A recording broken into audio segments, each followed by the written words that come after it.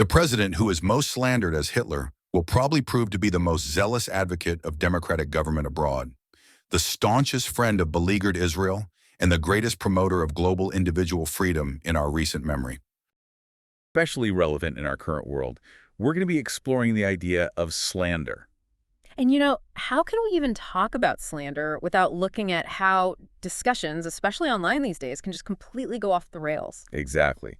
So to help us navigate this whole mess, we've got a few key sources lined up. We're going to be looking at the actual definition of slander, and then we'll unpack something called Godwin's law. Ooh, that one's always fun. Right.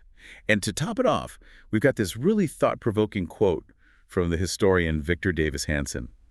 By the end of this deep dive, you'll not only be able to spot slander from a mile away, but you'll also have a much better grasp on why online debates, well, why they so often turn into, complete chaos. Yeah, it's like everyone forgets how to have a civil conversation the second they get behind a keyboard. Okay, so let's start with the basics. What exactly are we talking about when we say slander? I mean, we throw that word around a lot, but what does it actually mean? Well, good question, because it's not just about saying something mean or nasty about someone, right? Like our sources point out, the key here is that it has to be false. You're making a statement that you know is untrue, and you're doing it with the intention of harming someone's reputation. It's about deliberately damaging their standing in the community. So it's not just like, oh, I don't like your shirt or you're wrong about this. It's got to be a deliberate lie, something meant to actually hurt someone. Exactly. And that's where things get serious, because the impact of slander can be absolutely devastating. Think about it. Someone's reputation is tied to their livelihood, their relationships, their entire sense of self. Right, and we've seen this play out in some really high-profile cases recently. It's not just like playground insults. This stuff has real-world consequences. Yeah. Absolutely. I mean, people have lost jobs, faced public humiliation, and even suffered financial ruin because of false accusations. Think about the whole Johnny Depp and Amber Heard situation, right? That entire legal battle centered around these accusations of defamation, and it really brought the devastating consequences of slander into the spotlight. Yeah, wow. Okay, so slander is serious business. But now, let's talk about this Godwin's law thing, because this is where things get a little more, well, internet-eddy. Oh yeah, buckle up. This is where we dive into the wild world of online discussions.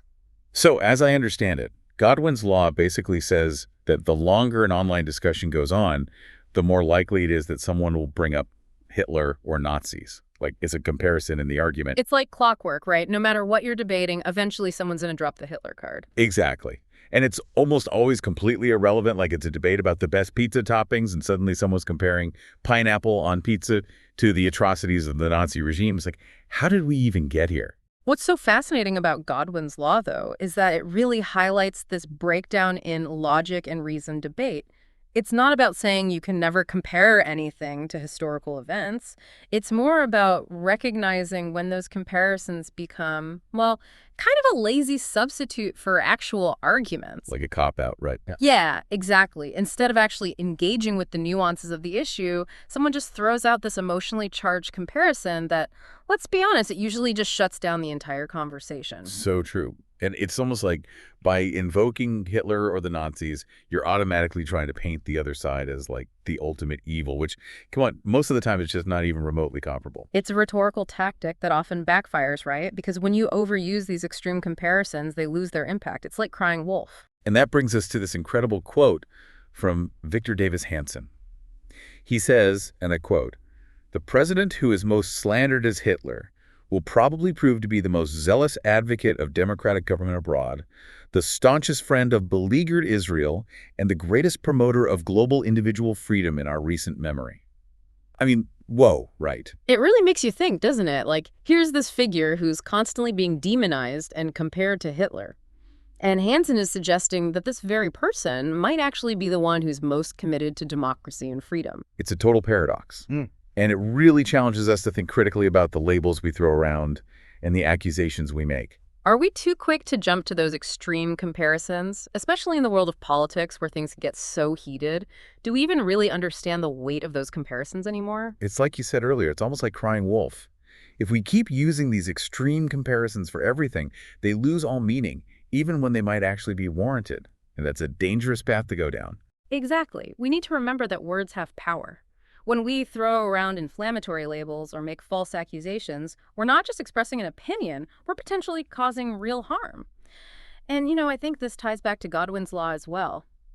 Think about it, this tendency to resort to extreme comparisons, like to Hitler or Nazis, it can actually contribute to the spread of slander. Oh, I see what you mean. Because even if those comparisons aren't meant to be factual, they can still plant seeds of doubt and create an environment where false accusations are more readily accepted. Exactly. So the question becomes, how do we navigate this complex landscape where slander, online debates, and these hyperbolic comparisons all intersect?